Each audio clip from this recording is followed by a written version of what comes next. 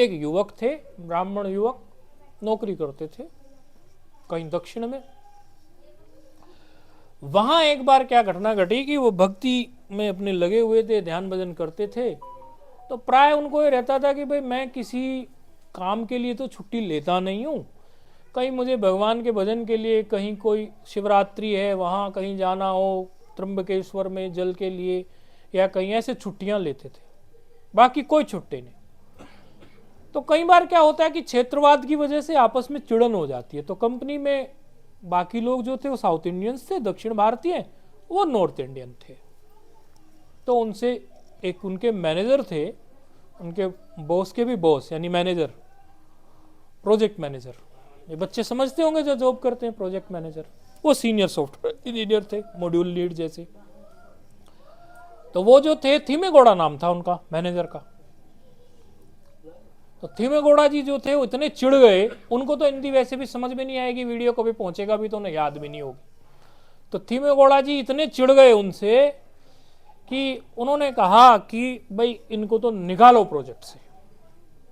और इन दोनों कंपनियों में इतना बुरा हाल चल रहा था कि जो गया गया, मतलब दूसरी नौकरी ढूंढने में उसे आफत होगी। मार्केट थोड़ी डाउन थी, मार्केट के भी अप एंड डाउन चलते हैं ना, फाइनेंस स्थिति ऊपर नीचे चलती रहती है, देश की अर्थव्यवस्था के हिसाब से कंपनियां काम करती हैं।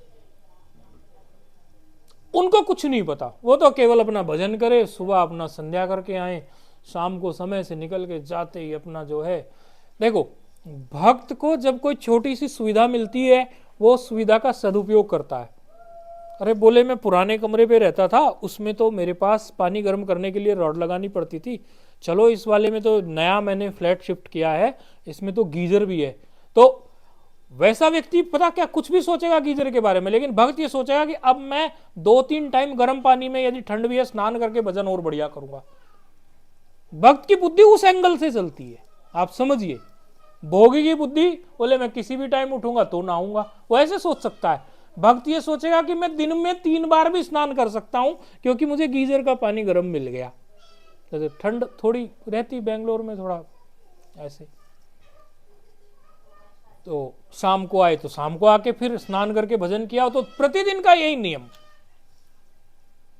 तो किसी ने बिल्कुल जब ऑफिस से निकल रहे थे बता दिया कि अरे भाई आपको पता है आपके प्रति अंदर अंदर ये बातें चल रही हैं, आपको कंपनी से बाहर कर दिया जाएगा। पहले प्रोजेक्ट से बाहर करेंगे, फिर प्रोजेक्ट से बाहर गए आप बेंच पे बैठोगे तो कंपनी से बाहर जाओगे, क्योंकि और प्रोजेक्ट है नहीं फिलहाल, बड़ा प्रोजेक्ट आपकी स्किल सेट के हिसाब से। तो वो युवक ने सोचा ये क्या हुआ, ये तो बड़ा भारी दिन आ गए भाई।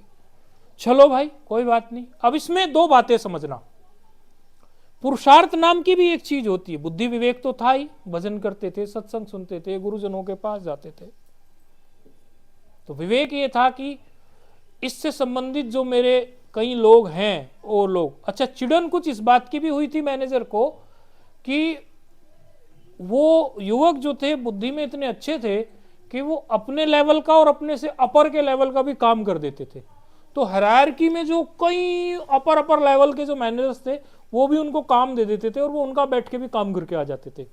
अच्छी पीपीटी बहुत अच्छी बनाना, बहुत टेक्निकल कॉम्पिटेंसी में काम करना। ई कॉमर्स तभी नया नया आया था, अभी तो सब लोग ई कॉमर्स जानते हैं, तभी नया नया था, वर्ष 2006-07 की बात है। तो वो उतना अच्छा काम कर लेते थे, बुद्धि बहुत खुली हुई थी। जो व्यसनी नहीं हो, मन में कोई विकार नहीं हो, नित्य प्राणायाम करता हो, जप करता हो, बुद्धि तेज तो चलती है उसकी। तो इस बात की चिड़न थी कि ये तो हायर जो अथॉरिटीज है उनके काम करता है, तो ये तो ऐसा ना हो, लेकिन वो तो काम करते थे। तो पुरुषार्थ भी किया उन्होंने, आते ही जो है उनको फोन लगाया कि मेरा तो आज ऐसा ऐसा कह रहे हैं, कल कंपनी से निकालेंगे, कह के छोड़ दिया उनको। मुझे आज ऐसी ऐसी खबर मिली है। और शाम को जब पता चले किसी व्यक्ति को कि कल तुझे नौकरी से निकाला जाएगा, तो वो व्यक्ति को भोजन खाने में कोई रुचि नहीं रहेगी। वो भोजन कितना भोजन कर लेगा, एक आध रोटी खाई सो खाई, अरे कल तो नौकरी से ही निकलेंगे।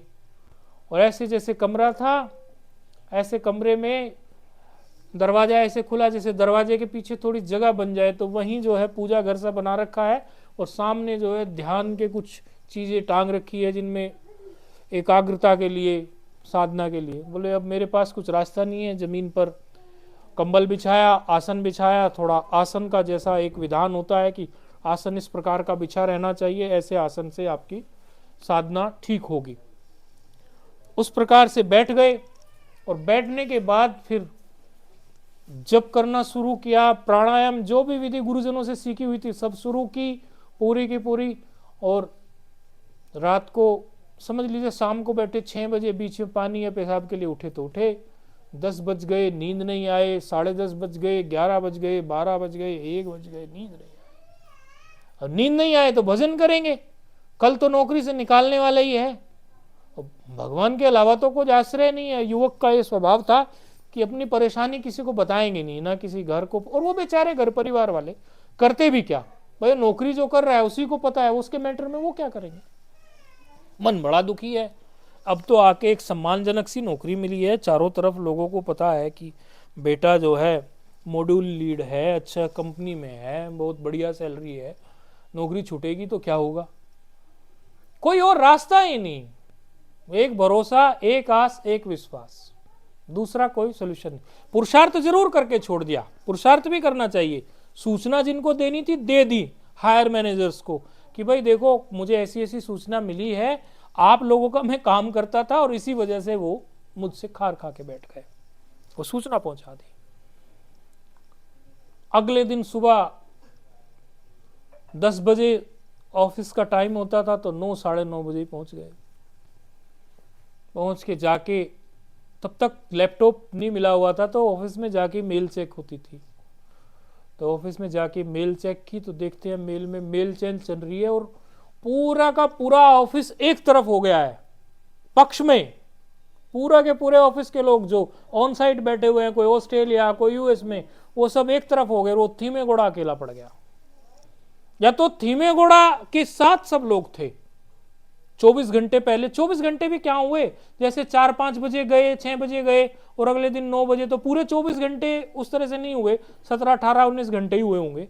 इतने घंटे में ही पूरा ऑफिस जो है वो उन युवक के साथ हो गया और थीमेगौड़ा जी के साथ। और हाल ये हुआ कि वो लोग ये बोले कि ये बताइए क्या हम ये आपके जो मैनेजर है थीमेगौड़ा, इन्हें नौकरी से निकाल दें। उन्होंने कहा कि नहीं नहीं, अरे हमारी नौकरी जा रही थी, हमें इतना दुख हुआ, हम रात भर भजन किए, मन में सोचा इस बेचारे की जाएगी, हम तो छड़े हैं, कोई बच्चा भी नहीं है, ये तो अधेड़ उम्र में चला गया, 50 साल का है, बेटा बेटी बड़े होंगे, कहां से कर खाएगा। ये बिल्कुल आपके निकट की अवस्था है। उन युवक को आपने खूब अच्छे से देखा हुआ है, आप जानते हो उनको,